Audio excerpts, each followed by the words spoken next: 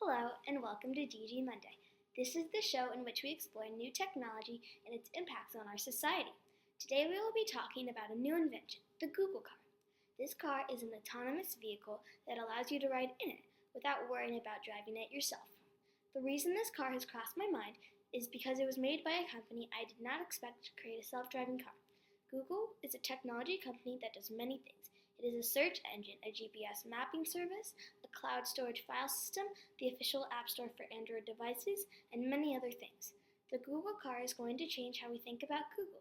It will also change how we think about cars, safety, gas, kids driving, and more. Are we ready to adapt?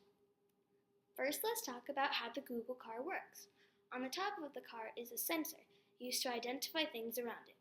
For example, a pedestrian, a cyclist, a construction zone, a car stopped on the side of the road, railroad crossing, etc. It assumes what the object will do next. For example, the pedestrian will cross the road or the cyclist will join the lane.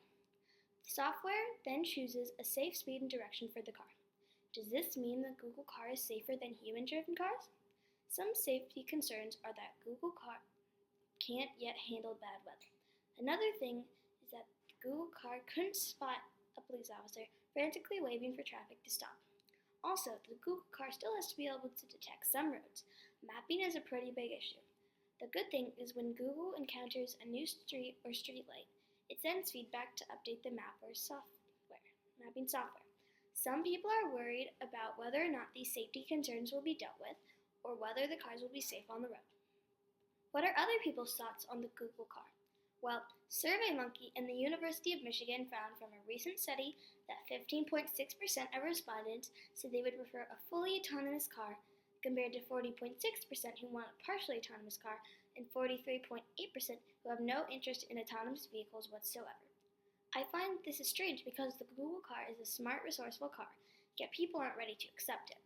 That's probably because some people are afraid to adapt to new things. They're most likely curious and worried about the Google car. They want everything to be the way they're used to. But the problem with that is that the Google car is better than the cars we have now. Sometimes you have to adapt to better things, just like we did a long time ago.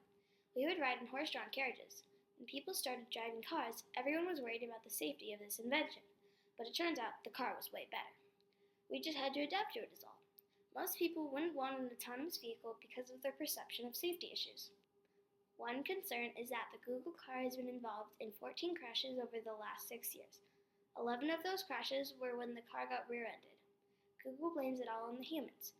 13 out of the 14 times, the Google car had completely stopped. The 14th time was caused by the Google car, but Google blamed it on the person inside, who was using the controls. The good thing is, the Google car itself didn't cause any of these crashes. About 3,287 people die every day worldwide because of car crashes, next to 20 to 50 million people who are injured or disabled. That's a lot of crashes in one day compared to the Google car's 14 crashes over 6 years. Let's look at another way the Google car can change our society for the better. Gas can be very harmful because it can cause pollution. It may be an important resource for cars, but it's not the safest. With Google's self-driving car, we might be able to reduce gas pollution from 2 to 4% a year. That is because the Google car is electric. We could cut greenhouse gas pollution, and if the car is at the top of the market for 10 years, imagine how much less pollution there would be. The problem with that is currently electric cars can't go that far. Some people think that we shouldn't have invented the Google car because it doesn't allow kids to learn how to drive. I'm sure they think that because a long time ago, there wasn't the technology we have today, so kids had to learn everything, whether it was with help or self-taught. Some people still might see an importance to driving. I must agree, driving is something important you learn. But why do we need to learn how to drive? We won't need to when the Google car becomes national. The Google car is a self-taught, self-driving car. With the push of a button, you're off. Parents won't need to worry about a driver's license for their child, because what is there to learn besides putting in a destination and pressing go?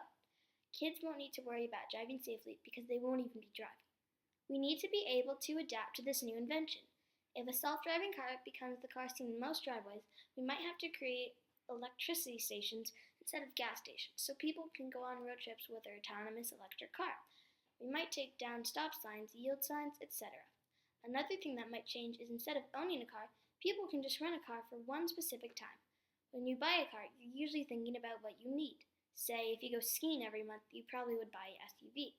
If you live close to your work, the mall, the grocery store, etc., you might want a small electric car. Do you really need to haul a big SUV to your local Target? It's not that necessary. So Google came up with the idea of renting a Google car. So when you go shopping, you can use a smaller version.